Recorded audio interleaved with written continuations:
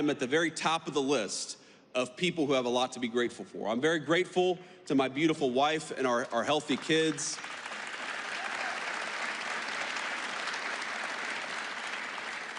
I'm very grateful to have this job, for the trust that all of you have put in me. I'm very grateful that we have a president of the United States who would literally take a bullet for this country, and in fact actually did.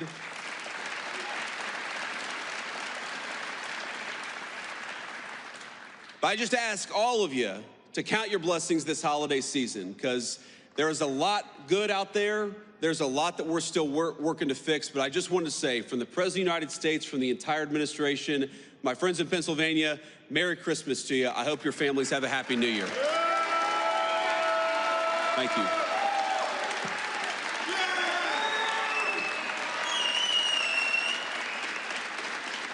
All right. Thank you all. Please sit down, sit down. We're not done yet. We're not done yet, please. All right, we're gonna take a few questions from the reporters, and we're gonna start with the most egregious of the fake news. Is that right, Luke? No, we're gonna start with the local reporters who have some integrity. So let's start with our local cameraman, and then we'll move on to the fake news if we have some time. Sir or ma'am? Hi, I'm Jackson White from WITF in Harrisburg. Hey Jackson, how you doing? I'm good.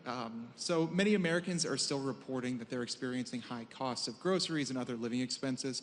How does the administration plan to lower those costs, and how long might that take for them to experience those lower costs?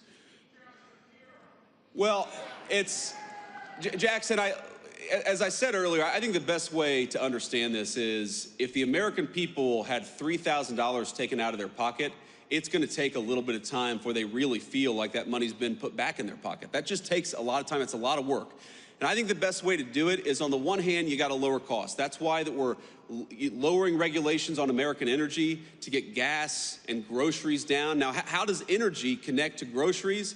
Because if the truck that takes the groceries to the grocery store is paying out the wazoo for diesel fuel, then that means every American's going to be paying more at the grocery. If the farmers who actually grow our food are paying way too much for fuel and fertilizer, that means American citizens are not going to be able to afford their groceries. So if we lower the price of energy, we lower the price of groceries, we lower the price of gasoline, and importantly, we bring good jobs back into this country so that wages go up, that's how you give people a shot at the American dream again. That is our job. That is what we ran on. That is what we promised to do. And after 11 months, again, the average American family is $1,000 richer than they were 11 months ago. Now, if you had $3,000 taken out of your pocket by the Biden administration, of course you're still struggling to get by. Rome was not built in a day, but we are committed every single day to making every single American who works hard and plays by the rules, we want them to get a little bit richer every single day. And we do believe that if we keep on making the right decisions, we keep on investing in the United States of America, we are going to find that the American citizens can afford a good life in their country again. That's our obligation, and that's what we're trying to do.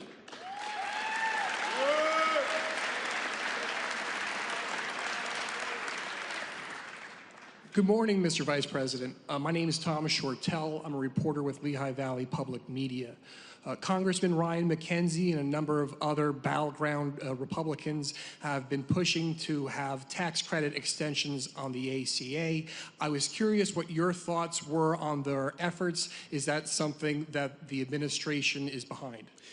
So first of all, just on healthcare costs, if you look at some of the worst healthcare costs for American citizens, the biggest drivers of increased healthcare costs, it is the cost of prescription drugs. It simply got way too high, and it got too high because we allowed other countries to take advantage of it. I'm talking about the same exact drug that would cost $300 in Great Britain or $250 in France would cost an American $5,000 or $10,000. We were subsidizing the entire world's prescription drugs, and no president had the courage to put a stop to it. And Ryan McKenzie has been very supportive on this.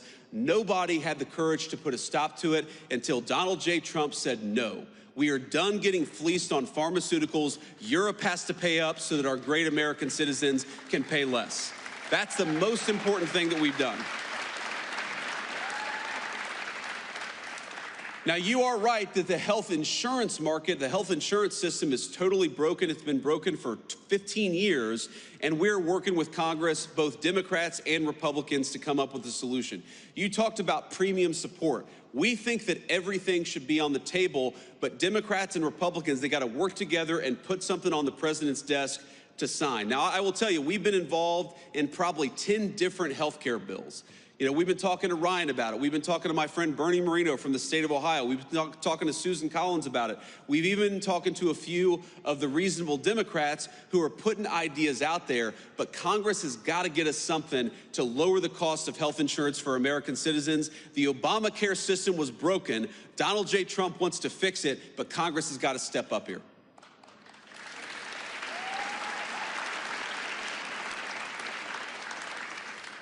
Mr. Vice President, thanks for taking my question. I'm Hannah Brandt from News Nation. As I'm sure you know, recent polling shows most Americans don't approve of how the Trump administration is handling the economy. I hear what you're saying, that it's going to take time to fix things, but the political reality is that the midterms are next year. Are you worried that affordability is a political liability for your administration and for Republicans? Look, I'm not worried about the politics because I believe fundamentally in the wisdom of the American people.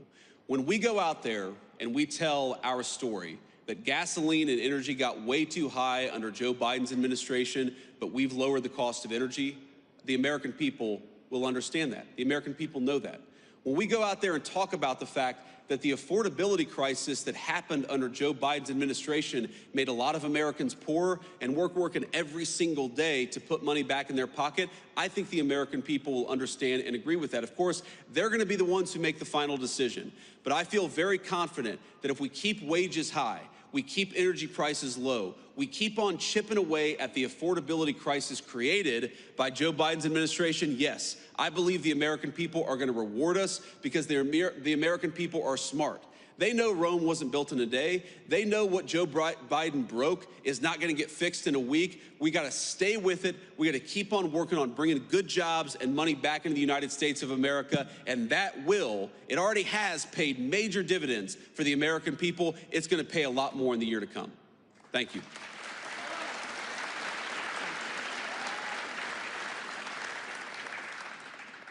Thank you, Mr. Vice President. This is Elizabeth Mitchell from the Daily Signal. The health care bill released Friday by the GOP doesn't include health savings accounts. Are you comfortable with that? And would you like to see the GOP use the special reconciliation process to address health care costs and other affordability concerns? Well, one of the things the president has said is we have the weirdest health insurance system in the world, where we tax money from all of these great Americans out here, and then we give boatloads of money to the insurance companies. Why don't we give that money to the American people and let them buy insurance that works for them and their families? I mean, if you look at insurance company profits, they have been skyrocketing ever since Obamacare was passed. The insurance companies have done very well under Obamacare. You know who hasn't done well under the Obamacare system of giving boatloads of money to the American people? All of you. That's what's broken about this system. It's good for insurance companies and bad for Americans. We are trying to get to a health care policy that's good for Americans. We don't care. If the insurance companies do well, great. If they do poorly, that's their problem. We are here to fight for the American worker and make health insurance affordable for them. So we're going to keep on working at it. You mentioned one piece of legislation. I've probably read a dozen different pieces of legislation that are floating out there. Again, it's going to come to the point where Republicans and Democrats have to figure out what can be passed together. Of course, the president is going to drive a lot of that process. We're still reviewing some of these legislative texts as they come up. We believe that we can solve this problem, but again, the nature of our system, we're going to work with Congress to make sure we get something that's good for the American people through the Congress. Thank you.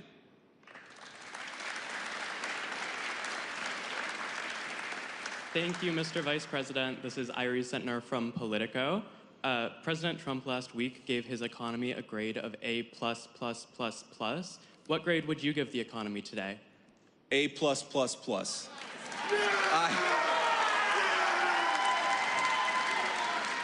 Look,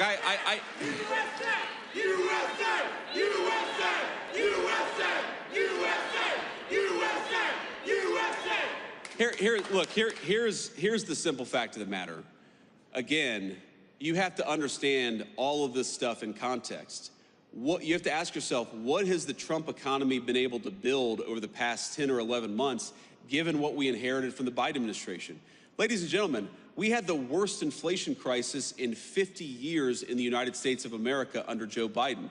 We had the worst trade deficit in the history of the United States under Joe Biden. We had debt and deficits, the highest in the history of American peacetime in 250 years. What we have been able to do, higher wages, lower inflation, a massive amount of investment and money coming into the United States of America, that stuff is incredible. And that is something to be proud of. What I will say is that given how bad things got under the Biden administration, we're going to keep on working every single day to make sure that Americans feel the benefits of the Trump economy. I am certain that we've already seen great benefits for the American people, but we got a lot of rebuilding to do over the next 3 years, and the president is committed more than anybody to making sure that we do it.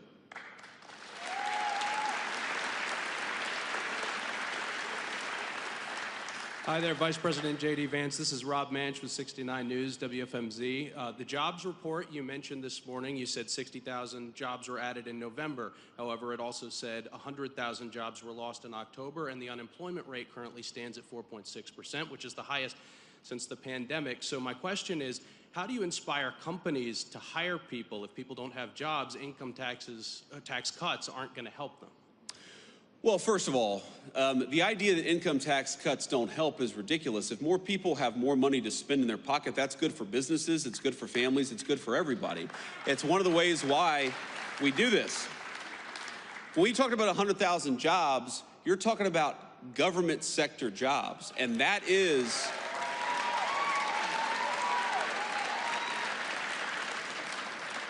in a lot of ways the entire story of what we're trying to do under President Trump's leadership. We want to fire bureaucrats and hire these great Americans out here. That's what we're trying to do. Now, you mentioned, this is an important point, you mentioned the unemployment rate ticking up to 4.6%. I think this is a very, very important point, because you know what that means? What that data shows, you got to get in the weeds a little bit. The unemployment rate only counts the people who are looking for work. So let's say you dropped out of work 2 years ago, you haven't been searching for a job. Well, you're unemployed, but you're not counted in the official unemployment statistics. What you're seeing as wages go up, as more investment comes into our country, is that people who weren't looking for work under Biden's administration are getting out there and looking for work in the Trump administration. That's exactly what we want. We want to get people off the sidelines and give them a good job with good pay, and we're seeing a lot of evidence that that is happening under President Trump's leadership.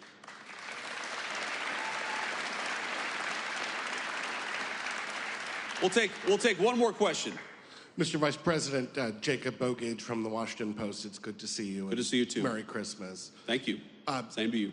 Unfortunately, I have to ask a bit of an off-topic question from Affordability because news events do intervene, and that is the interviews that White House Chief of Staff Susie Wiles gave to Vanity Fair, in which she's quoted as referring to you as, excuse me, and again, not my words, sir, but a conspiracy theorist of a decade, and described your transformation from someone who once opposed President Trump to now his vice president as an act of political expediency. And I'd like to give you the chance to respond to that, sir. Well, first of all, if Susie, I'll trust what you said. I haven't looked at the article. I of course have heard about it. But conspiracy theorist, sometimes I am a conspiracy theorist, but I only believe in the conspiracy theories that are true.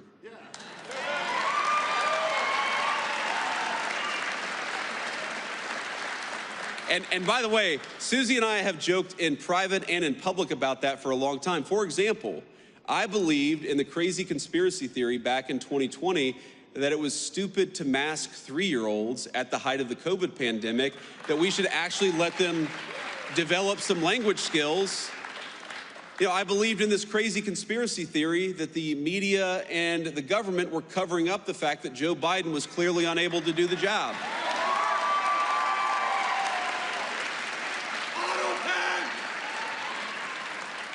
And I believed in the conspiracy theory that Joe Biden was trying to throw his political opponents in jail rather than win an argument against his political opponents. So,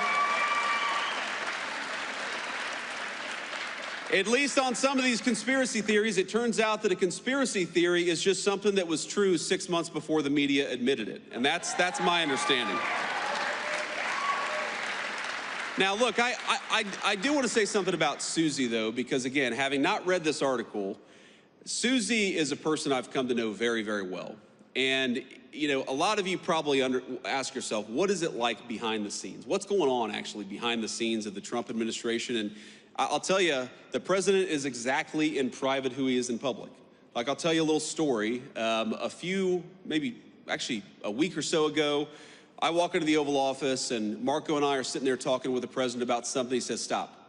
And he looks at our shoes and says, you guys have terrible shoes.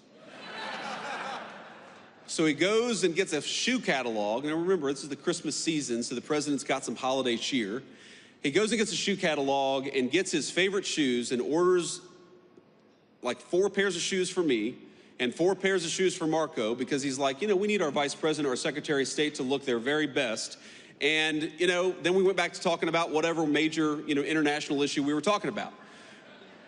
Again, he is exactly in private who he is in public. That's not true of most people in Washington, D.C. It's not. And I've seen so many people who will say one thing to the president's face, Democrats and Republicans, and then will do the exact opposite behind the scenes. You know why I really, you know what they are, and you know why I really love Susie Wiles? Because Susie is who she is in the president's presence. She's the same exact person when the president isn't around. I've never seen Susie Wiles say something to the president and then go and counteract him or subvert his will behind the scenes. And that's what you want in a staffer. Because as much as I love Susie, the American people didn't elect any staffer. They elected the President of the United States. And what you want, in a staffer is a person who understands they are there to effectuate the will of the American people, and they're there to follow the orders of the duly elected Commander-in-Chief of the United States.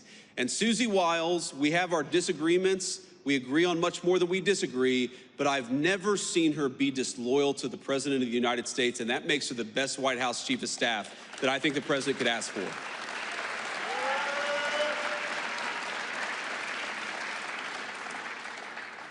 And the last thing I'll say is, if any of us have learned a lesson from that Vanity Fair article, I hope that the lesson is we should be giving fewer interviews to mainstream media outlets.